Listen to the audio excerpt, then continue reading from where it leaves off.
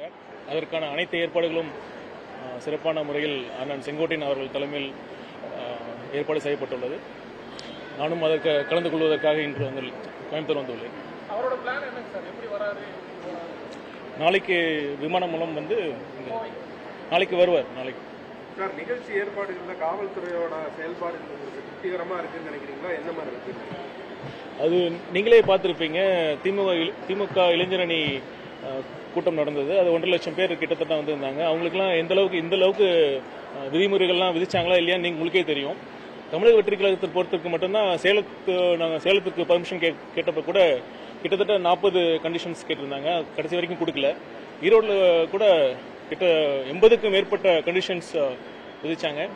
கண்டிப்பாக வந்து காவல்துறை வந்து எந்த அளவுக்கு தடுக்க முடியுமோ அந்த அளவுக்கு தடுக்க தான் முயற்சி பண்ணிட்டு இருந்தாங்க. அதையும் மீறி தான் வந்து இந்த ஏற்பாடு செய்யப்பட்டது.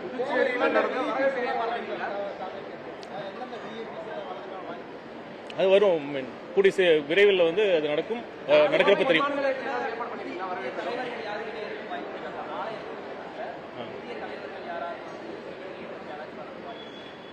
அது நடக்கிறப்ப தெரியும். அது அதிகாரப்பூர்வ அறிவிப்பு வரும்.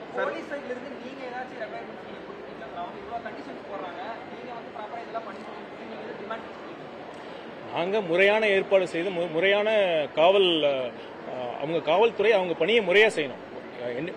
தகுந்த போதிய அடிப்படையில் காவலர்கள் வந்து அந்த கூட்டத்திற்கு வரணும். வந்தால் மட்டும் பத்தாது, அதை வந்து அவங்களோட பணியை செய்யணும் மக்களில் வந்து. ஏன்னா சட்டம் ஒழுங்கு வந்து அடிப்படையில் பார்த்தீங்கன்னா அதுதான் அரசாங்கத்தின் முதல் கடமை. காவல்துறையின் பிரதான பொறுப்பே அதுதான். காவல்துறையினர் அவங்க பொறுப்பை வந்து செய்யணும்னு நாங்கள் எதிர்பார்க்கிறோம்.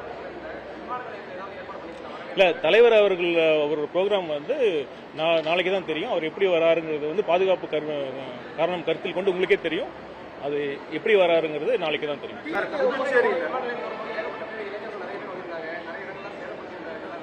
இல்லை, கோவை விமான நிலையத்தில் வராங்க நான் சொல்லவே இல்லை. அது எப்படி வராருன்னு சாலை மார்க்கமாக வராரா இல்லை விமான மார்க்கமாக வந்து வராரான்னு நாளைக்கு தான் தெரியும்.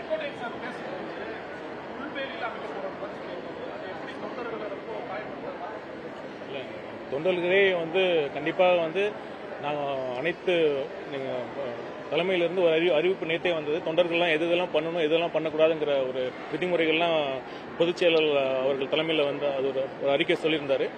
கண்டிப்பாக வந்து தொண்டர்களும் அனைத்து சொல்லுங்க.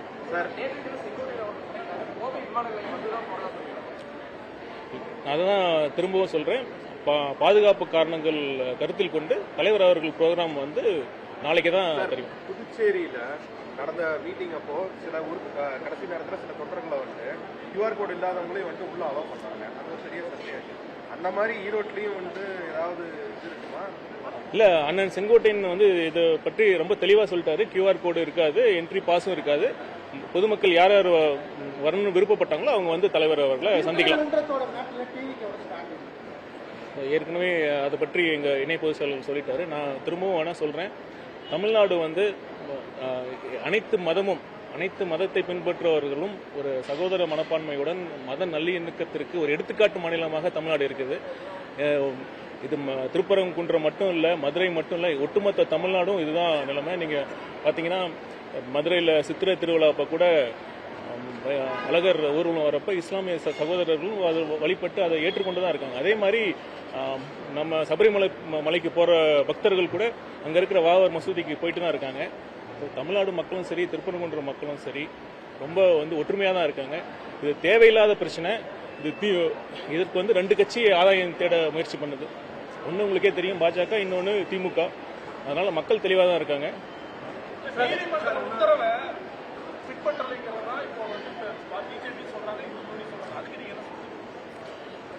தமிழக காவல்துறையினர் நான் இதுக்கு வந்து தெளிவாக பிளே ஸ்டோர் மற்றும் ஆப் ஸ்டோரில் இருந்து பாலிமர் செயலியை QR கோடு மூலம் பதிவிறக்கம் செய்யுங்கள். செய்திகளை உடனுக்குடன் பெறுங்கள்.